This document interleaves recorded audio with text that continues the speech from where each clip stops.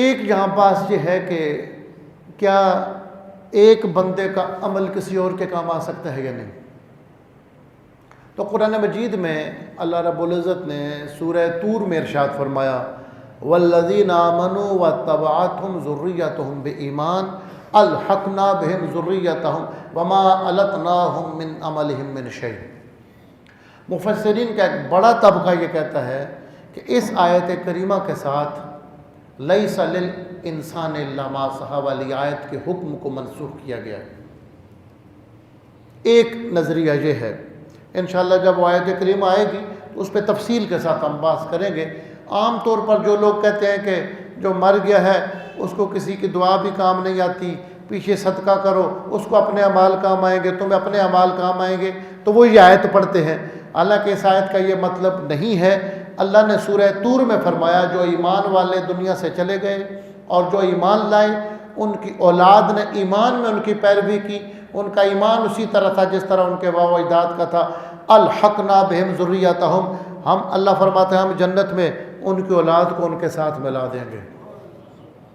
وما التناہم من عملہم من شیء، وہ ایمان والے جو اعلیٰ درجے والے ہوں گے ان کے عملوں میں کمی نہیں کریں گے کہ باپ دادا کی نیکیاں اولاد کو دے کر ان کے درجات کو بلند کریں گے، نہیں، ہم اپنے فضل سے ان کی اولاد کو اٹھا کر ان کے ساتھ ملا دیں۔ اور ابن عباس فرماتے ہیں لِتَقَرَّ بِهِمْ أَعْيُنُهُمْ، یہ اس لیے ہوگا کہ ایمان والا اپنی اولاد کو اپنے پاس دیکھے تو جنت میں خوش ہو جائے، اس کی آنکھیں ٹھنڈی ہو جائیں۔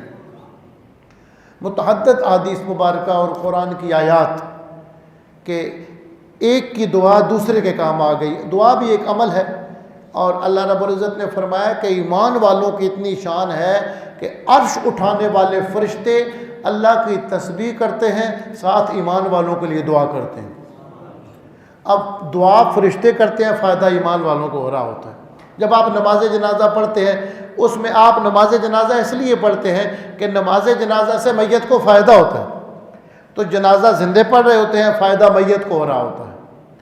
اسی طرح حدیث مبارکہ کے اندر بہت تفصیلات ہیں کہ قبر پر حضور پاک صلی اللہ علیہ وسلم ایک قبر پہ کھڑے ہو گئے اور آپ نے لا الہ الا اللہ اللہ اکبر الحمدللہ کہا، اور فرمایا اس کی قبر تنگ ہو رہی تھی، اس تسبیح کی برکت سے اللہ نے قبر کو کشادہ کر دیا۔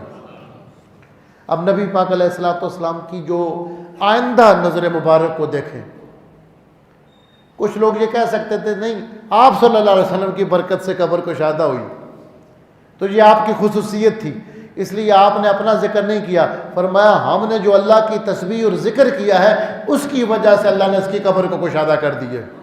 یہ آیات اور حدیث مبارکہ نقل کرنے کے بعد شرح عین العلم میں ملا علی قاری تغمد اللہ بغفرانہ، ایک حنفی بہت بڑے عالم گزرے ہیں، وہ آیات اور حدیث مبارکہ لکھنے کے بعد بیان کرتے ہیں فَإِنَّ الْأَذْكَارَ كُلَّهَا نَافِعَةٌ لَهُ فِي تِلْكَ الدَّارِ، کہ ذکر کسی بھی قسم کا ذکر ہو، نماز، روزہ، حج، زکوٰۃ، درود، تلاوت، تسبیح، اللہ کا نام، یہ جب پڑھا جاتا ہے قبر والے کے لیے تو اللہ قبر والے کو نفع عطا فرماتا ہے۔